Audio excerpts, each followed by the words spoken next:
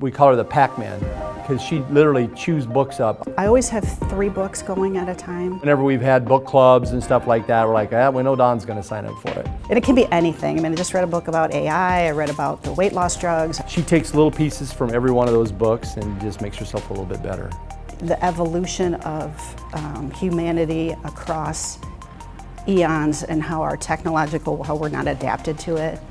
Talk about excerpts of a book or this or that. There's a pretty good chance that Dawn's already read it. So he takes this Boy Scout troop out to the woods and they're going on a hike. And there's a slow kid in the back and they keep losing this kid. And he's like, what is the problem? So he put the slow kid in the front, did what he could to speed up the slow kid, and then, so essentially it was a metaphor, right, for balancing the work across an assembly line, more or less. I love her in meetings because I can count on her, you know, at any point in time if something's not understood. She's going to speak up, and usually on behalf of everybody else. She's not afraid.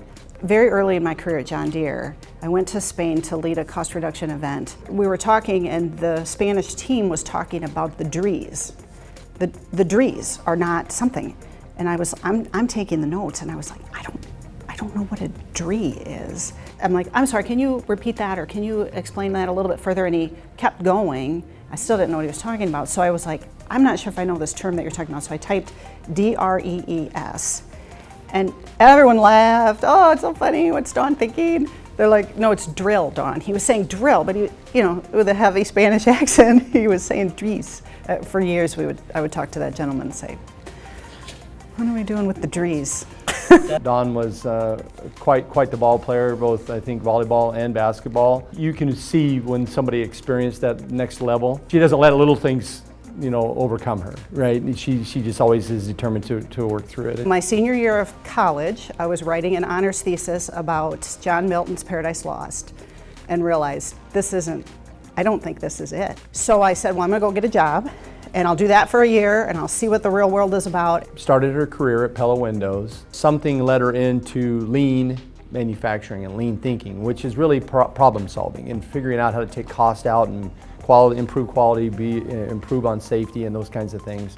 From that experience, you learn that you're not an expert. You learn that you lean on experts and draw everybody in as a team. I was constantly fitting that old Dawn, that old reader, writer, thinker, academic into this whole new world of creating and manufacturing and leading teams, to the point where they were going to make me a plant manager. And then I had a baby, and it was grueling. We had no family in the area, and my husband was also obviously working full-time. You know, I tried. I was working the 12 hours that are required in a manufacturing environment, taking care of my little baby girl, and I ended up going to the operations manager and saying, I can't do this. And it was like, I just threw away everything I thought I wanted. And then it's like, well, wait a minute, Dawn, you thought you wanted to be a plant manager for the last 3 years. Like, that's not, you need to be true to yourself. And so I found this opportunity in new product development, which basically has put me kind of on this path now for the last 20 years. She was our first chair of a resource group here at Dubuque Works called the Parent and Caregiver Group. And we had a lot of young parents in the meeting. And once Dawn saw that childcare was a major issue to our employees, she was committed. We need to learn how to integrate all of the new and exciting things that are happening in Dubuque and the really strong foundation of what we always were. So Dawn was in my office sharing ideas of how to create a program where not only do we have extra child care capacity within our community, but also it would develop child care solutions and fund education and help kind of create a early funding so that new child care workers would have an incentive to get into the line of work.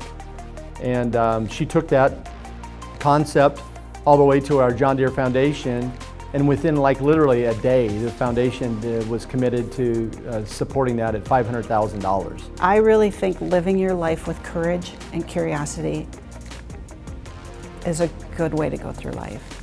To find what really lights you up, but don't be real rigid about what that is, because you might find yourself in a totally unexpected place and thrive.